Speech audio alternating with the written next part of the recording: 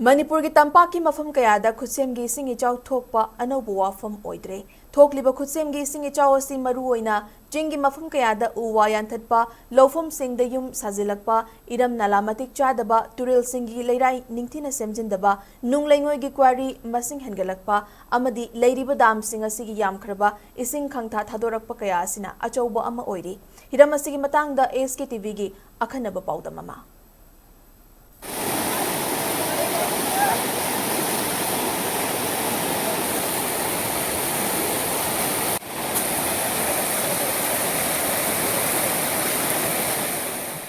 Sahi asigi oina lamdam asigi tampaki mafam kayada Khutsem gi ising ichaw thokpagi thokdok handak kisga tharaga ahumlak sure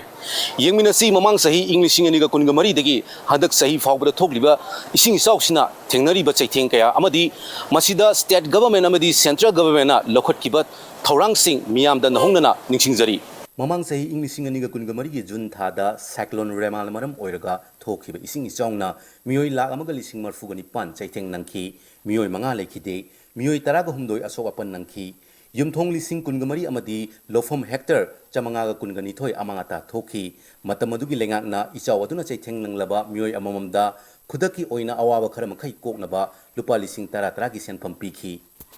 handak sahi English aniga kungamanga gi oina hawkhiba me thagi tang 38 dagi June gi tang ama fawbugi manungda thokhiba ising ichawna mioi lising ahumga chanipan chaitheng nangki thangnaba numit June gi tang ani dagi taruk fawbada makatan ising ichaw thokpadagi mioi lak amaga lising humfu chaitheng nangki yumthong lising 35 rom amata thokhi ichaw aduna yum kai amangata thokraba laifam leitraba singidamak rehabilitation package oina state engaki maiki dagi lupa lak amaga lising 30 dagi lupa lak amaga lising humputra fawbugi senfam fangan ki haina media gi report sing da palli July thadasu lamdamasi gi singi mafam kayada nong leptana chubana maram oiraga khopum dam gi ising pathorapadagi akoibada leiba lofam kaya yauna lanthum kaya amangata thoki mioi ama ichaw aduna maram oiga leikhide madugi damak July gi tang 10 da central government na ising ichaw nanglaba India gi state taruki apunba senfam lupa crore lising amaga humpu taruk lak marfu kaithanaba approve torokhi Manipur gi oina lupa crore 18 lakh kun gi senfam National Disaster Response Fund NDRF ki kuthangda kaitharakhi Masigi matungda July amadi August thada chingi mafam kayada nong leptana chubadagi chaitheng nanglaba singidamak akhanaba financial relief package sing kaithokpa leitrabasu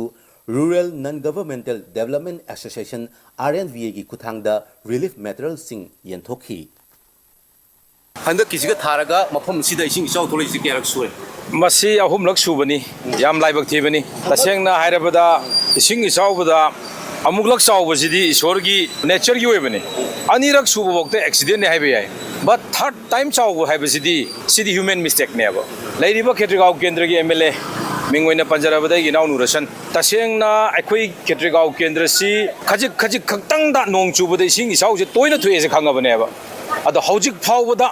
ahum lak suba sauro subok da seng nai matam da ai honari ai tauri haidana hek ma haiba matai tasengna laibak thibani laibak thibase department da mana taga ngangaga poraga thabak oina tohongadra haibada manoina praja doina tam leireba department si tobiraktre department si haibiraktre na aduna ngasi tasengna ngasi wari baje khetrigaw kendra na